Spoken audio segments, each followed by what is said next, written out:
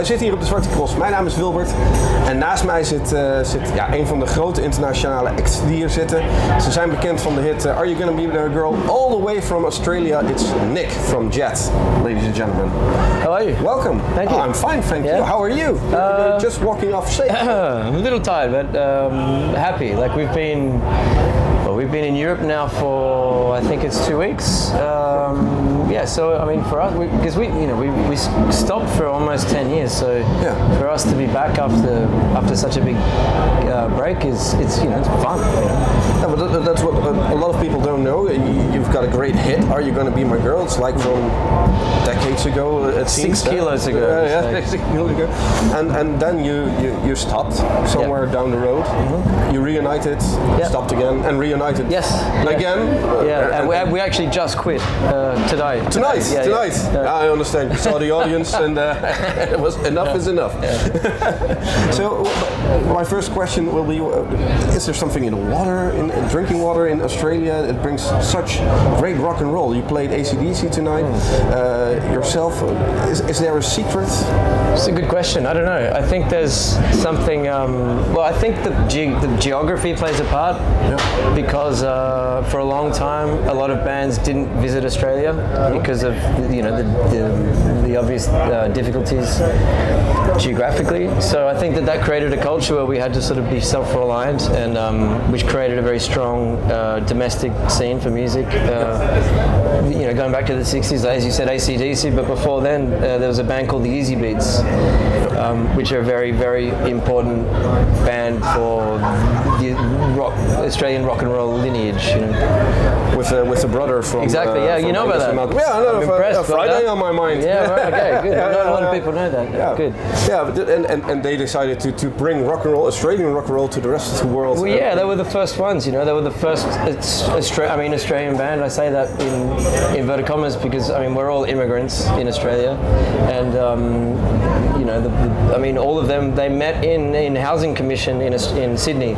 So they were all immigrants, but they were the first example of Australian. They were the first band that sort of showed everyone that you could be in an Australian band and have success internationally, and that it was possible. And do you see yourself as an exponent of the Australian? Yeah, absolutely. We're part of that lineage. Absolutely, yeah. And you started like 2000 and. Well, the first album came out just over 20 years ago, but we were in a band years before that as well. We've been playing since we were 16 years old. Like what high school boys do. They exactly. play covers of the bands they like. And then you wrote somewhere down the road. You wrote "Are You Gonna Be My Girl?" It opened doors worldwide, I guess. Yep. Yeah. We had we were very lucky.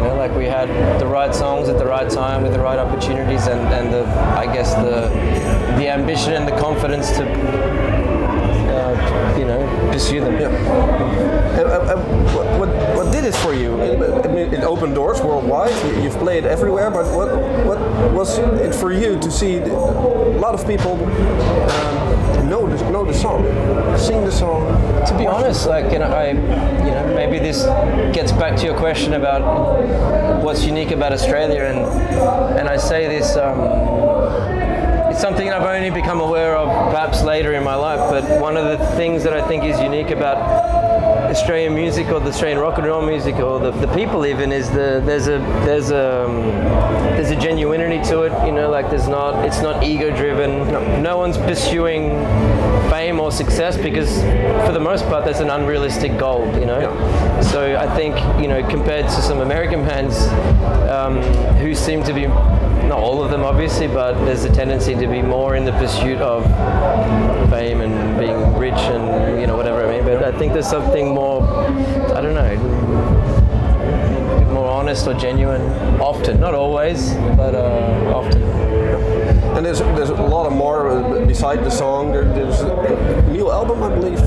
A new one? Yeah, or 2023. We We did 3 albums, then we split up. It was about 10 years. We did different things in the meantime. But actually, I think I would say this about that. And I genuinely believe this. I don't think that. Again, this comes back to the question of honesty, and I think not every band is destined to stay together the whole time. And I think if you recognize that at some point you've lost the genuine motives or reasons for doing it in the first place, then you should absolutely stop, because then you've lost the purpose or the meaning. Yeah. And that happened to us, so we stopped. And I think now, having lived through that gap, it allowed us all to grow and develop as individuals. So when we come back now, it's interesting again, because we all have something different and unique to offer again. So new music, it's there, but it's a long story. We did an album, and it was finished. Then we had some dramas within the band again. But as I said, whenever there's that feeling, then it's time to stop, because me personally, I'm not interested in doing anything at all unless it's coming from an honest place. So we stopped, and the album will never come out. But we do have new songs, and I think, to be honest, the whole scene has changed. When our first album came out was more than 20 years ago, and it's a very different world now. And I think now that we've been together for 2 years and we sort of understand the situation a little better, I don't think that for a band like us anyway, it's necessary anymore to do an album. I think I think we could quite comfortably, and I think it's a better fit for us if we just release a good song. If you have a good song, put it out, and if you don't, then don't. Which is kind of like this. It's kind of like it was in the. It's kind of come around again to how things worked in the 60s anyway, before there were albums. And anyway, I don't know. And to find enjoyment in playing live, like today.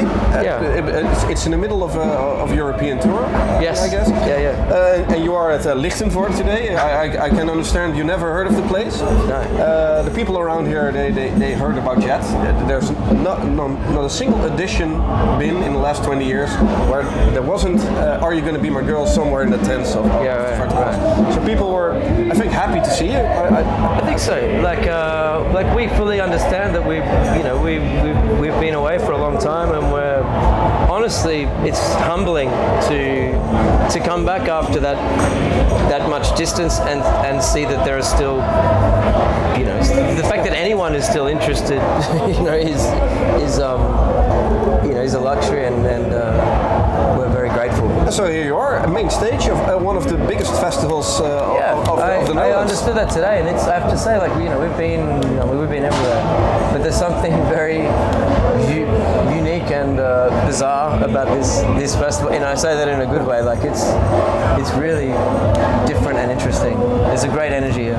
So do you think you have to come back here again? I would love to. If you invite us, we'll be. Well, will this happen next year? Will you do another festival gig in Europe, or do you prefer a club gig? To be honest, I think the thing that keeps it interesting is the differences. Doing the same thing every day is can be boring, but I like the challenge of having to change the performance to suit the smaller situation or a bigger stage. That's the thing that keeps it interesting, I think, for me. And diverse. Exactly, yeah. And you have any idea where you will be tomorrow during this tour? I've seen you've been to Cologne, to Keulen. Yeah. And we're flying to Spain actually now. We have a show tomorrow, and then we have 2 days off in the middle of the tour. So that almost feels like luxury. It is. Busy schedule. Well, yeah, and lucky for me, I lived in Italy for 20 years, so I'm going to take the break to go back to Italy and see some of my old friends. And to conclude this conversation, is there anything you like to share with the Dutch audience? That's an interesting question.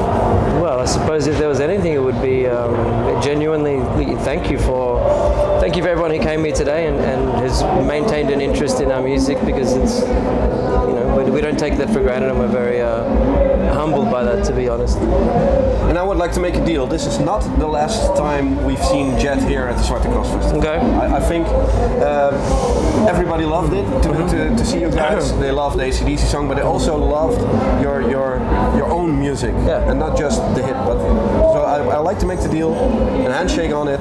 Next year or maybe the year after, you'll be back sooner or later. Yeah. Thank you for your time. You're welcome. Thank you.